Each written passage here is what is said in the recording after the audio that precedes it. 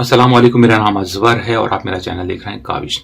आज बात करेंगे न्यूजीलैंड के straight to residence visa programme के बारे में। बहुत ही अहम कैटेगरी है न्यूजीलैंड के वीज़ा के लिए या न्यूजीलैंड के माइग्रेशन के लिए। लेकिन इससे पहले कि बात शुरू करें इस टॉपिक पर, एक डिस्क्लेमर कि मैं इमिग्रेशन एजेंट नहीं हूं और ये इमिग्रेशन एडवाइस नहीं है। एक बड़ा कॉमन सा सवाल भी पूछा जाता है मेरे चैनल पे बहुत ज़्यादा कि मेरे वीडियो डिटेल में इंफॉर्मेशन प्रोवाइड नहीं करते, और इसकी वजह यह है कि यहाँ पे कुछ रूल्स एंड रेगुलेशंस हैं ऑस्ट्रेलिया में और न्यूजीलैंड में और मगरबी दुनिया में इन जनरल पब्लिक की सेफ्टी के लिए, क्योंकि कोई उनको रॉन्ग इन्फॉर्मेशन प्रोवाइड ना कर सके और उनके साथ फ्रॉड करने की कोशिश ना करे। तो देयर इज अ बाउंड्री जिसको मैं पार नहीं कर सकता, ठीक है, और करना भी नहीं चाहिए। तो इसी वेबसाइट की गवर्नमेंट की ही एक वेब पेज है जिसमें लाइसेंसिंग के बारे में इंफॉर्मेशन दी हुई है। लिखा हुआ है, anyone who uses their knowledge of immigration law to advise another person on New Zealand immigration matters could be providing immigration advice and must be licensed or exempt from licensing. There are significant penalties for people who provide advice without a license. ठीक है, तो अगर मैं कोई ऐसी advice आपको दूं और मैं इमिग्रेशन एजेंट नहीं हूं, जाहिर है, तो सीवियर पेनल्टीज हो सकती हैं और ये पेनल्टीज बाकायदा इम्पोज की जाती हैं और पनिशमेंट दी जाती है इस तरह से लोगों को। सीवियर पेनल्टीज, काफी हैवी पेनल्टीज हो सकती हैं, ठीक है। डिटेल कुछ लिखी हुई है, immigration advice that need a licence. तो ये चीजें दी हुई हैं इसमें कि क्या क्या चीजें इमिग्रेशन एडवाइस है और इसके लिए आपको लाइसेंस होना चाहिए। लेकिन एक कुछ इंफॉर्मेशन यहाँ पर भी है, immigration that is not information that is not immigration advice. You are not giving immigration advice if you provide information that is publicly available or is from the Ministry of Business, Innovation and Employment. For example, generic information from this website. ठीक है, तो इस clause के तहत मैं कुछ आपको information provide कर रहा हूं जो कि इमिग्रेशन एडवाइस नहीं है और ये मैं लीगली कर सकता हूं। तो ऑलवेज रिमेंबर कि जी बाउंड्री है थोड़ी सी, मैं आपको सिर्फ एक रास्ता दिखा सकता हूं, उससे आगे का काम आपने करना है, ठीक है।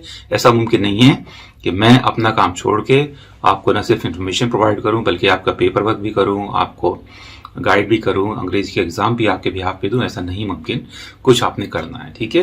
तो कुछ लोग हमारी यहाँ बदकिस्मती से हर चीज चाहते हैं कि बिल्कुल ही आसान उनके हाथ में दे दी जाए हल्का सा।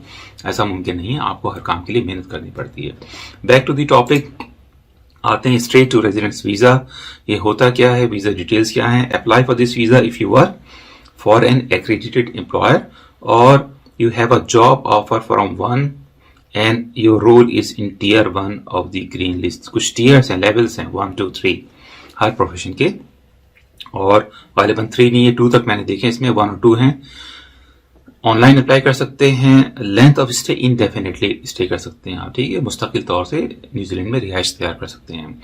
एज आपकी होनी चाहिए 55 साल या इससे कम। अगर आपकी एज 55 साल या इससे कम है तो इस प्रोग्राम के तहत आप न्यूजीलैंड की परमानेंट रेजिडेंसी के लिए अप्लाई कर सकते हो, न्यूजीलैंड में मुस्तकिल तौर से रह सकते हैं।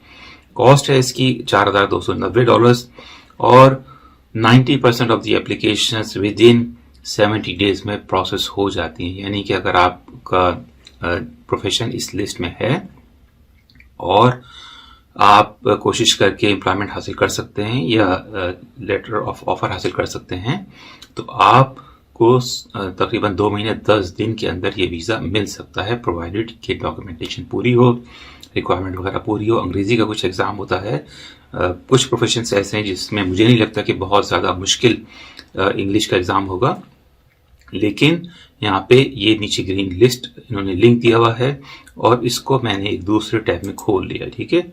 यहाँ पे क्लिक करते हैं और ये ग्रीन लिस्ट रोल्स हैं। अगर आप थोड़ा सा नीचे जाएं तो थोड़ी सी और इन्फॉर्मेशन आपने पढ़ना जरूरी है। यू कैन यूज 1 और more filters to narrow the list. अगर आप थोड़ा सा नीचे जाएं तो ये इस लिस्ट में 191 प्रोफेशंस शामिल हैं, ठीक है। थोड़ा सा सर्च कर लेते हैं, इसको फिल्टर कर देते हैं, इंडस्ट्री में जाते हैं और हम जाते हैं for example factory process workers, ठीक है। फैक्ट्री वर्कर्स के लिए क्या रिक्वायरमेंट है, कौन कौन से फैक्ट्री वर्कर्स शामिल हो सकते हैं। तो क्लिक करें सर्च पर और सिर्फ एक ही कैटेगरी है, हलाल स्लॉटरर। ठीक है, ऐसे कसाई जो कि हलाल तरीके से जानवर को ज़िबा करना जानते हो। ठीक है, लेकिन ये रोल टियर 2 रोल है और इसकी डिटेल इन्होंने दी हुई है। आप स्टिल वीजा अप्लाई कर सकते हैं। If you are working in this role and are eligible, you can apply for residence after 2 years working in New Zealand. The earliest you could apply would be September 2023. ठीक है, तो you must be working with an employer at a site on New Zealand approved animal product halal premises, excluding dairy, under the Animal Product Notice administered by the ministry of primary industries. ठीक है, तो अब ये job कैसे तलाश करना चाहिए, ये कैसे तलाश करने की कोशिश कर सकते हैं, इसके लिए मैंने पहले वीडियोस बनाए हुए हैं, ऑस्ट्रेलिया के लिए भी और न्यूजीलैंड के लिए भी। ठीक है, वेबसाइट्स के एड्रेसेस मैंने दिए हुए हैं जिसमें आप ये रोल तलाश कर सकते हैं और माइग्रेशन के लिए अप्लाई कर सकते हैं, जॉब के लिए अप्लाई कर सकते हैं। अगर आपको जॉब मिल जाती है तो आप यहाँ पर आ सकते हैं वर्क वीजे पर और उसके बाद जॉब अप्लाई कर सकते हैं। ठीक है, दूसरे प्रोफेशंस देख लेते हैं। हेल्थ और सोशल सर्विसेज, इसकी बहुत ज़्यादा डिमांड है ऑस्ट्रेलिया में भी और न्यूजीलैंड में भी और दुनिया के दूसरे मगरबी ममालिक में जिसमें कनाडा, यूरोप वगैरह शामिल हैं। ठीक है, यहाँ पे भी देख लेते हैं, सर्च करते हैं। 130 प्रोफेशंस हैं जो कि हेल्थ इंडस्ट्री से रिलेटेड हैं। अंदाज़ा होगा आपको कि कितनी पॉपुलर है।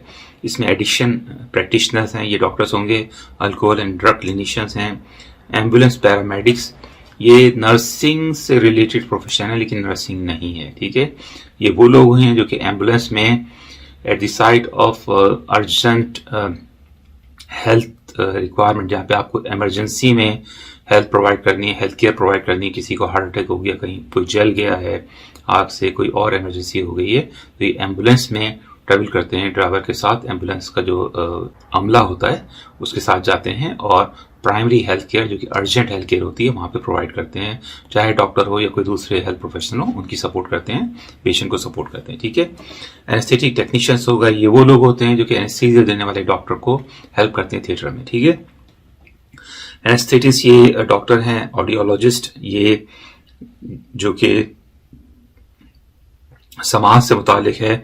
ऑडियोमीट्रिस्ट ये भी समाज से मुतालिक है। कार्डियोलॉजिस्ट ये दिल के specialist, cardiothoracic surgeon, chiropractor, dental technician. तो कुछ प्रोफेशंस इसमें ऐसे हैं जो कि हाईली एजुकेटेड हैं और कुछ प्रोफेशंस ऐसे हैं जिनमें बहुत ज्यादा एजुकेशन की जरूरत नहीं है। ठीक है, और बहुत सारी कैटेगरीज हैं, रोल्स हैं। ये आपको आईसीटी, इलेक्ट्रॉनिक्स एंड टेलीकम्युनिकेशंस, जो कि IT professionals, analyst, programmer, chief information officer, developers हैं, आईसीटी मैनेजर्स हैं और ये ज़्यादातर टियर 1 में है। ठीक है, multimedia specialist, software application programmer, software engineer, software tester. तो आपने इन प्रोफेशंस को देखना है, कोशिश करनी है आपने जॉब तलाश करने की। उम्मीद है कि ये इन्फॉर्मेशन कुछ लोगों के लिए सूदमंद साबित होगी। अपना ख्याल रखें, ख्वातीन की रेस्पेक्ट करना सीखें और अपने कामों को दियानतदारी से करने की कोशिश करें। जिन कामों को दियानतदारी से किया जाए अल्लाह ताला उनमें कामयाबी अता फरमाता है। मिलते हैं अगले वीडियो में। अल्लाह हाफिज।